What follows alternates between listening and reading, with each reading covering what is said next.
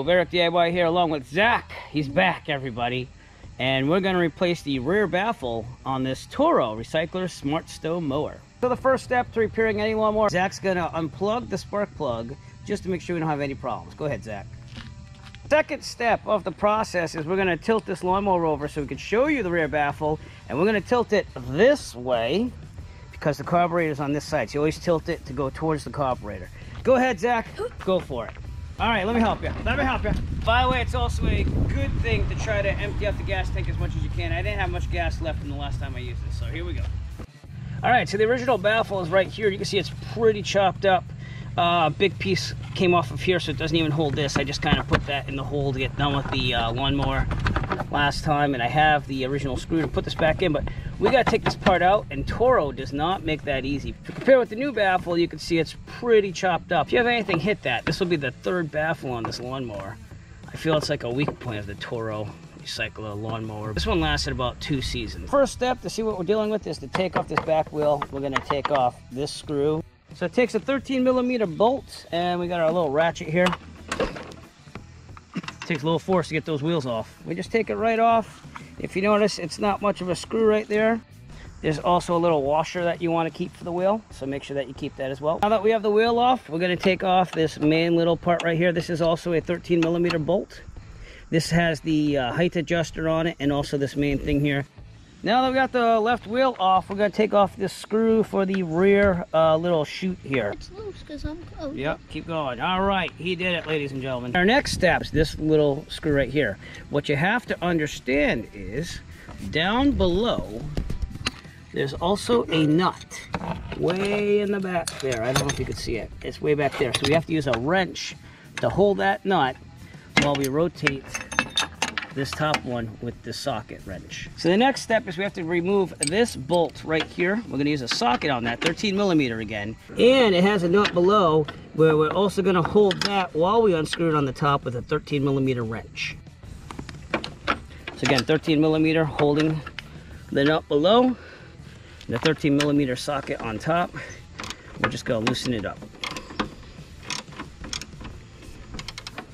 And make sure you don't lose that bolt. It just fell out. So I'll make sure I have it.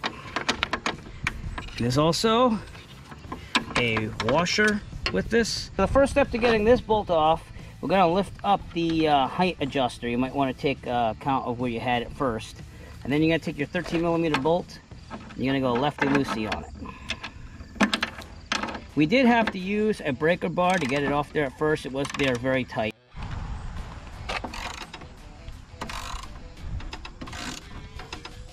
Finally, I have my hand underneath here because there's a little bolt, but I think it's actually welded to the body here. And we're just going to take this screw out and this little washer out.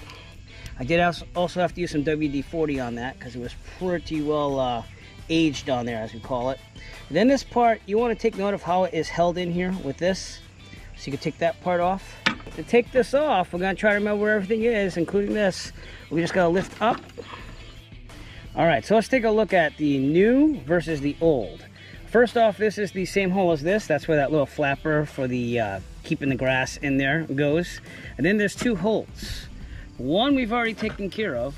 The second one is that metal part. So you do have to pull that little metal part out of there.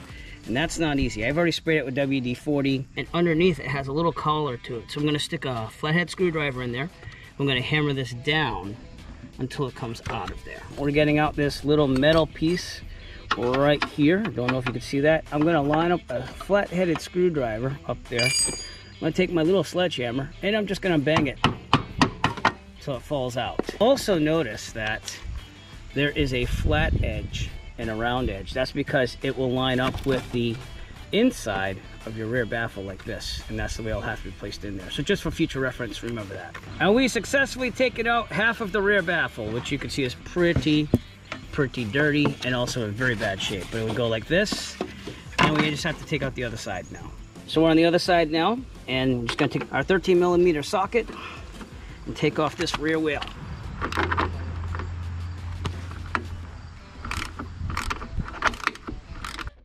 And again, we have 2 bolts to take off. This one right here, and this one. Ultimately, this one's going to be the hard one. And remember that you have to go underneath for a nut and bolt underneath this one to get this one off. Socket on top here. and 13mm wrench. Let's get that nut back there and get this bolt off.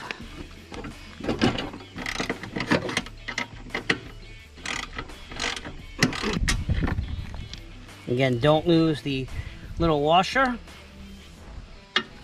or the bolt, because you will need those to put this back on. Just took this one out, and now we'll just take out this big one. Again, this might take a lot of force. You might need a breaker bar or something to get it off there, but we will try it with this 13mm socket wrench first. So here we go. Just depends on how corroded it is. See, this one came off pretty easy. The other one was a lot tougher. And this will come out, and you also want to keep the collared portion here, the little washer. Actually, I'd say the big washer. Then this will pop right off too. Then we have to get this little holster out again. So we're going to take a flathead screwdriver and bang it out. Flathead and a sledgehammer, and just bang lightly until it falls out.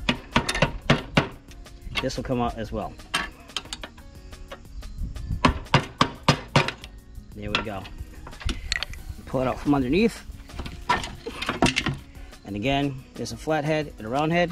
And with that, your rear baffle should come out. Mine was in 2 parts, but it should slip right out and you should have no problem. Again, just be careful about the door springs here. These can pop out, so you just only want to move this part as much as you have to. Don't try to take it all the way off. I did pop out this rear door just a little bit, but not a lot, again, to those springs. And we have to get the baffle right in here. We're going to just clean it out, obviously, before we do that. Might as well. You don't get back here that often. The rear baffle only goes in one way. And if you see there's a big hole right there, that goes out the outside chute, and then we're gonna fit it in right over here. Again, this is like dry fitting it, getting it ready to go. If you see on the bottom, the holes of the rear baffle will fit with the holes on the outside of the lawnmower. So you can't really mess this up at all. And then we're just gonna put in the parts in the reverse order of what we already did. And we're gonna be careful when we slide this piece down again. We're just doing things in reverse here. We got the rear baffle in place. All right, so now that we got the rear baffle in place, we're gonna try to get all of this lined up here to put this screw back in. If you remember, that was with the bolt and washer on the inside, but you have to put it through the rear baffle and the outside to hold it on there. This is not the easiest part. So I'm having a problem keeping this in the rear baffle. I could get it through there at the screw and everything, and it actually goes up here. But it won't stay long enough for me to get the bolt, the nut on the bolt there. So I'm gonna cheat. I'm gonna use a little piece of tape. I'm gonna tape it down towards the edge. Keep it in there. Being careful to let the screw through still. And I don't care if it comes out after, I just need it to stay put. We've got it taped on there pretty good now. I put a screwdriver through the middle to make a hole for the screw. So we have everything lined up. We have the bolt on top, sticking through the bottom of that washer, which is not the easiest thing. The reason why I'm back here is you have to push down the bolt while you get the nut in. And it might even take a couple tries. But you just gotta be patient and get it on there. It is not the easiest thing to do, seeing that they don't give you a lot of space to get the bolt on there. Here we go, I got one turn. Best way of doing this after you get the nut on there, and it's around one time, so at least it's on there, is to get your socket wrench and tighten it from the top there while you're holding the bolt with the 13mm wrench right here. And then it's gonna go on there righty tighty. Save you lots of time. So just really hard to get that bolt on there. Once you got it on there though, you're pretty good. I'm gonna do the next side, the other side next, just to keep the baffle and everything else on there. So again, probably the easiest way to do this is to get that bolt way through there, stick the washer in underneath and get that bolt ready to go at the same time. Push down really hard on the top to get the screw through, get that nut on there just so that you can return it just a little bit to hold it. And then I'm going to take the ratchet while we have a 13mm wrench down here holding the nut, and we're going to tighten it in.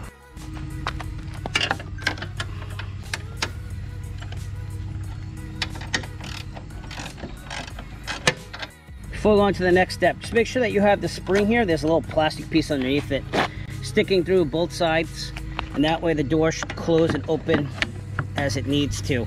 We're not done putting everything through yet, so that's why it's still going to be a little loose. But you don't want those springs to get out of alignment before you tighten down everything. That was probably the hardest part of getting those bolts in. The next thing we're going to do is we're going to put through our little screw big washers, if you will. I don't know exactly what they call it, but flat side goes towards you while you're staring at the under part of the lawnmower, and you'll stick it up right through there on the top hole. Once you get that part through, you're going to put your height adjuster for the rear wheel on, and just make sure that the pointy part goes on top. Then you're going to take your brass fitting and you're going to put it on like so.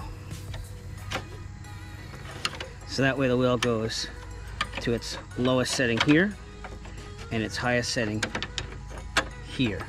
That'll give you a visual on that. You're going to put your washer on right here, and I'm going to put the screw in, and I'm just going to hold it right here, but most of the time it'll stay in. I'm going to start it by hand, just by screwing it in so I don't strip threads.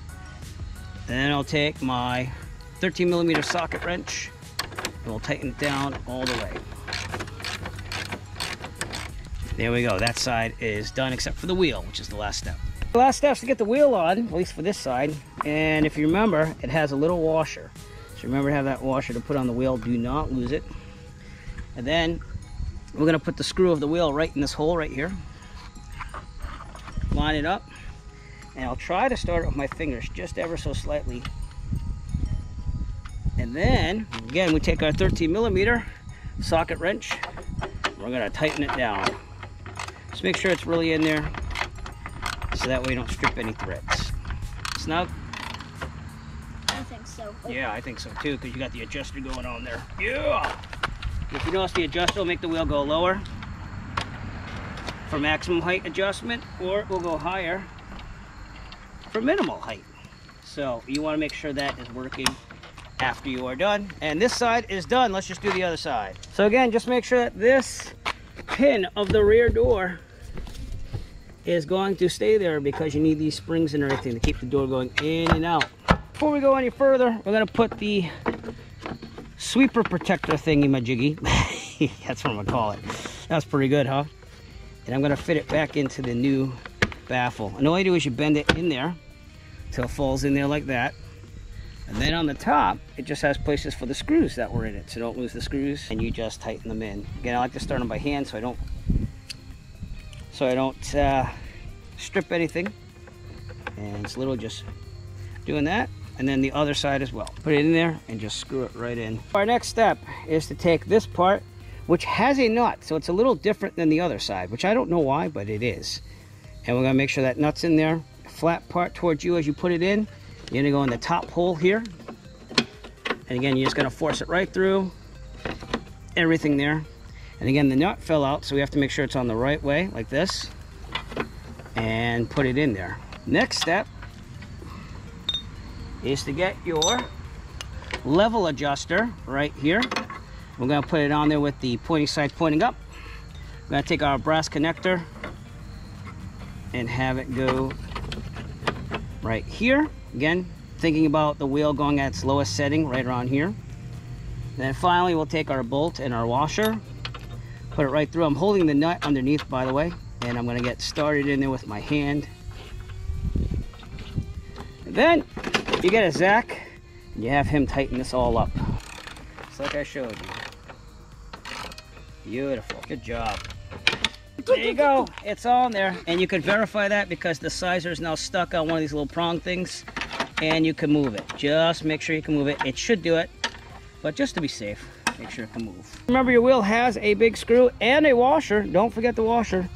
You're gonna put that back on here, stick the bolt all the way through, and it's gonna go right here on the gold part with the hole. And I will do it by hand at first, just to make sure I'm in there and I won't strip any threads. 13mm socket wrench, gotta make sure it's good. And we just tighten the wheel on there. Good job. We just gotta make sure that's really tight on there. And we're good. Just remember that you unplug the spark plug, so before you start the lawnmower, we have to plug it back in. Go ahead, Zach. And you push it on there till you hear a click. So that's how you fix the rear baffle on a Toro Recycler lawnmower. Not the easiest thing. Toro could have made it a little easier. And if they made the part not out of plastic, but some type of metal, it would probably last a lot longer. Maybe that's the whole goal here. But at least you know how to fix it now. So if you like this video and you want to see more like it, please give us a thumbs up. And push that subscribe button below. While you're down there, also push on the bell notification icon, so that way you'll be notified of future Eric DIY video releases. We appreciate all your support. We'll see you later. Zach is getting a little tired with that, so we're going to say bye. Bye. As always, if you like this video, found it useful, please subscribe. And if you have a product that you would like reviewed, please contact Eric by emailing him at eric5150diy@gmail.com. Have a great day.